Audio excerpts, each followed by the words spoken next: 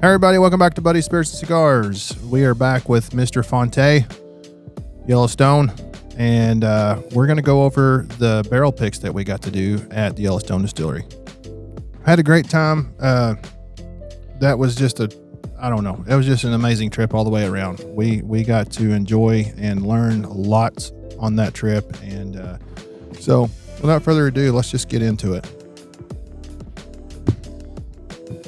First one we're going to do is the 115. Everybody at this table liked it. Some better than the others, as you heard in the last episode. The 115 is fantastic. The 119 is great as well. There's nothing wrong with it. It's really a solid pour. I think that one was that was mine. The 115 kind of spoke to me in the sense of it's kind of more along the flavor profile I enjoy on my palate. I like that brown sugar, caramel, vanilla. That's, a lot of your classic bourbon notes, I guess. That's just kind of what I enjoy. And Nate probably liked it because it was a lower proof. But hey, you know me. Hey, I'm no shame, But you know what? I learned something on our last trip. And it's like, if you like it, you like it. I was given, actually Steven kind of made it, he clarified it for me, which made sense is he compared it to a hearing aid. Yep. The older you get, the higher you got to turn that hearing aid up. And that sometimes, with a young buck like me, is I don't need the I don't need the 125. The 100 proof is just fine. Clint, you got your boots on? It's getting deep in here. His palate's firing on all cylinders. Absolutely. Oh, I just prefer something that is, it's full flavored. It's not watered down because I'm a man and I can handle it. Oh, here we go. That's don't you think, Clint? Yeah, you're an older man. I picked 119. I guess he's just saying I'm old and that's why I needed the 119. I don't know, Nate. Not a gray hair on you. No. Hair coloring's a hell of a job. Shit. Boy, it's getting thick in here. Now, at our distillery, you do barrel picks in a different way. You come in and you don't just pick the barrel of whiskey. You pick it at the proof that it tastes the best at. There's no reason, God's green earth, that you would pick a barrel just because it's cast strength. I don't care who you are. I agree. You got to taste through those barrels at different proofs to find out where the proof tastes the best at that barrel. And if you pick it at any other proof than where it tastes the best at, you're doing a disservice to everybody. So we vet barrels on our porch, which is Mr. Beam's job normally when he's doing picks, is to vet the barrels and find out what proof it tastes the best at. Our new American single malt's 108 proof because he vetted it, and that's where it tasted the best at. And so when you come to the porch, you take his job. You get a chance to taste through the barrels, not just for the better barrel, but for the better proof that it tastes best at. We found 2 damn good barrels out of this pick, and we found 2 damn good proofs that they tasted the best at. I try to tell these guys when they come to the distillery, don't quarrel between yourself. If you're quarreling between yourself, it's going to be a good pick for anybody. You're down to the nitty-gritty. I don't know of a distillery that goes through the ultimate vetting that we do.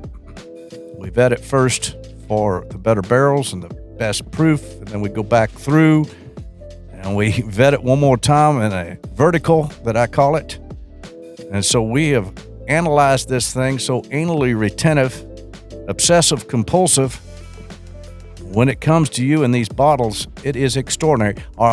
These hand-picked collections of Yellowstone are getting worldwide attention as being the best barrel picks in the entire world, and it's because of the vetting.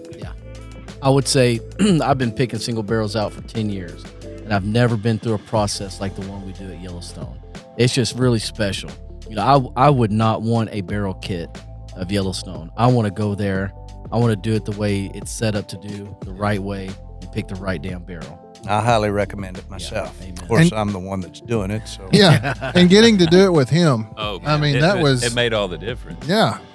I mean, if it wasn't for the whiskey, just getting to hang out with Mr. Fante was worth the trip. I mean, we had a great time with you. Just checks in the mail. There you go. Just a small summary. When we tried this and we go through this process and everything, I mean, we're trying, 369. We're trying 9 different ones, and he doesn't. Mr. Fante is like, hey, keep your opinions to yourself. Write it down in your little notebook, and you write down and circle and star what speaks to you, and then afterwards we'll all talk about it. Well, and like you say, I'm the joke of the town because I like low proofs. Yeah. Okay, and you like high proofs, but me and you came together and we picked the same damn proof. Exactly right. Same barrel, same proof, everything. Yeah. Had we talked, had we kind of told each other about each whiskey and what we liked, maybe we don't pick the same one. That's true, and we picked the best one. I kind of like that perspective that he told us. He's like, don't say anything, write it down. General conversation is fine. We're enjoying things with friends, but don't put any bias on anybody. Yeah. And it's an experience you have to experience. And I don't bias you either. I don't tell you my opinions on the pick until the very end once we've got everything. The honest and valued opinion of each and every individual that comes to the porch is what you're there for. Mm-hmm. And everybody's palate's different, and everybody has different characteristics they like, and that's what I want on paper.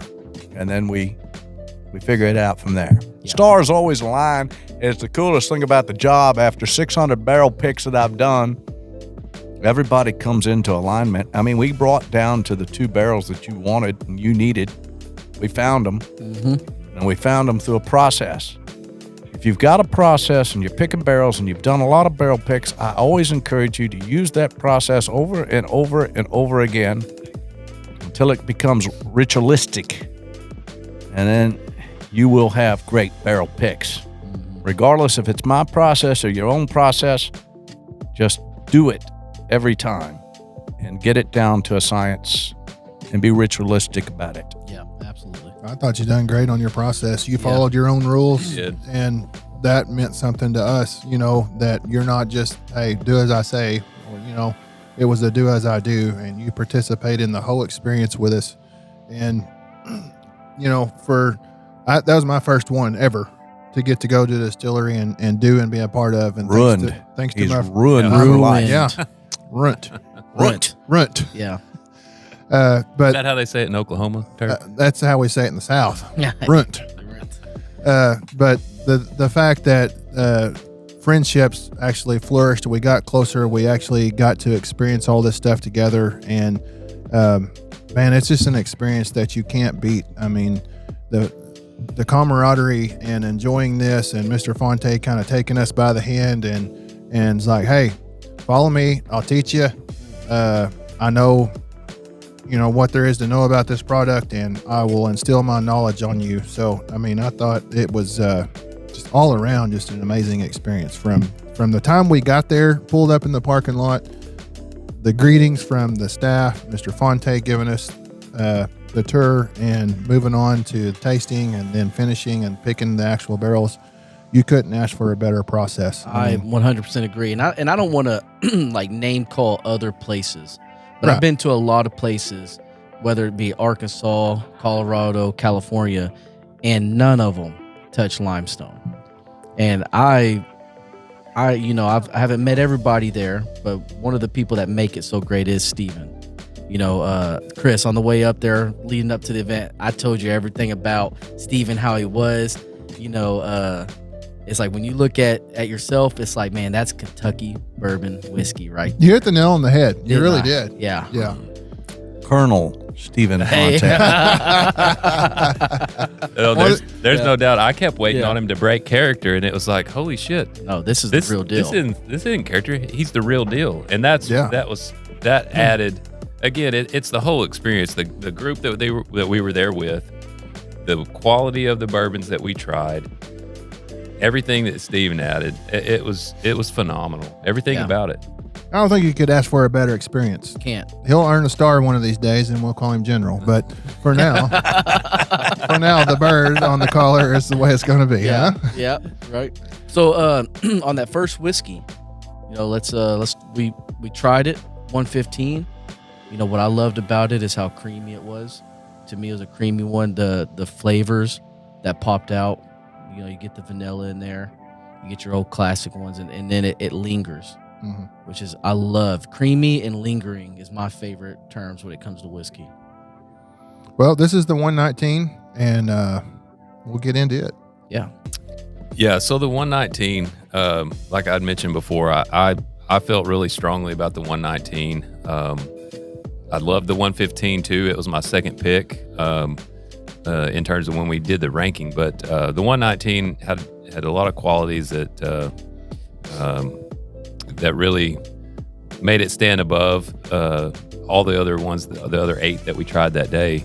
And one of these days, Terp's going to come around and be like, you know what? I revisited that 119, and matter of fact, I think you were right. He will never tell me, but I will know. The older he gets, the higher proof when he's turning the hearing aid up. When he's turning the hearing aid up. When a bottle's open, you get a little drift. After a bottle is open, it gets some oxygen into it. You get a little drift, and when you open and you pour, the first sip of a whiskey is not going to taste like it does on the last sip of the whiskey. It's oxygen coming to the glass, interacting with the whiskeys, and it changes throughout your experience. The whiskey that's in my glass right now is phenomenal. That 119 proof is perfect for this particular barrel. And I would love to be smoking a cigar right now, probably a Corona, because a light cigar with a heavy pour, and it's kind of heavy. It's got lots of flavor. Yeah. It's not a gobsmacker, but it's a lot of flavor. It's very smooth. Yeah. And all those characteristics are everything about Kentucky bourbon that I love. Kentucky bourbon was made with corn, high amounts of corn, because that's what Kentucky grew. In the old school days, they used more corn than anything else because everything was brought in on buckboard and mule. And this is a very traditional Kentucky straight bourbon whiskey. I'm proud of everything that we produce. I'm proud of everything that ends up in the shelves, especially this program. And I think you'll find that you will too. I'll apologize for that store owner. He just won't let us smoke cigars in here. I don't understand. He'll come around someday. One of these days he'll grow up, huh? I follow the rules as best I can. You? I was going to use his tents. Now he has to take them down. But if you're going to put 100 degrees on me, I'm not going to a tent. I'm sorry. I don't blame you. Yeah. That's going to be bad enough here after a while. But hey, thank you for joining us. We appreciate it. We're at Barrels and Brews. Come see these guys. Not just for the Yellowstone. They have tons of great drinks, and the staff is friendly. They'll be willing to help you with anything you need. There's tons of stuff here for all flavor profiles. Come and see them, support them. They are great friends of ours on the channel, and they join us time to time. Maybe we can get the store owner to come on here a little more often. It's going to happen. I got to say something real quick. I know we've got to get to the dinner, but just to have it on record in lasting forever in the ethos somewhere, what makes this store so wonderful is the staff that's here, and the job that they do, and the relationships they form with everybody that comes into the door to buy a bottle of Yellowstone store pick or minor case rye or whatever it may be. That's really what it's all about. And to be able to have a group that can get the job done here in the office and to also travel with and go pick out barrels is that's something that's really special to me. And I think that's why that we've had the success that we've had. It's a pretty cool thing. Oh, I agree. I couldn't ask for a better person to come in here and talk to. Me and Nate and Darren, we shoot the bull all the time. And that's the great thing is it's not just a store manager or store associates and a customer relationship. It's an actual friendship that we have, and we talk personally, on the side and things like that. And, making those relationships means something. You're not just a customer. You're not just a number. It's about Southern hospitality. I mean, really.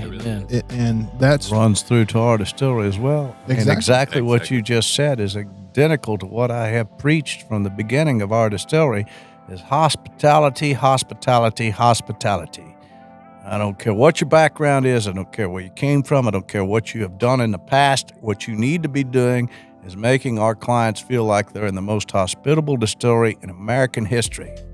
When you come into Limestone Branch, the entire team makes you feel that way. Mm-hmm. I agree. From Mike Hood, the manager of the front of the house, to Derek Mattingly, the cocktail specialist, is going to make you a cocktail like you've never had before in your entirety. Best old fashioned I've ever had. And it goes on all the way through the building. Yeah. And it's instilled in them. I hope that I've had something to do with that. I hope that Stephen Beam has had something to do with that, instilling it in me. And when you come out the other side of the door, I hope that you come out of there feeling like you just visited your house and Grandma was there. And you want to come back and sit on the porch again and have a pour and a cigar. So, yes, when you got a liquor store that's got that kind of staff, when you've got a distillery that's got that kind of staff, the one thing that I think we're missing a lot of in America is hospitality and service. Absolutely. And I don't want our distillery to ever be anything but the most hospitable place you've ever been. Hey, I felt at home. You know, we've been there 2 years in a row, and I got no reason of wanting to not go back. But I will say that if you go to Kentucky, I know there's a lot of big name distillers you want to go see. You need to have Limestone Branch on your list. It will touch your heart. I agree. And you're not going to meet a character like Mr. Fante. Anyway. Down to earth, super nice, genuine. He's really a genuine person. I mean, you couldn't ask for a better experience at a distillery. Yeah, amen. So from distillery to bottle, come see Barrels and Brews. If you get a chance to go to Kentucky, Limestone Branch and Distillery is the place to go. Lebanon, Kentucky. Yeah, you got to go up there. It's worth the trip. Cheers, folks. Amen. Cheers. We'll catch you on the next one.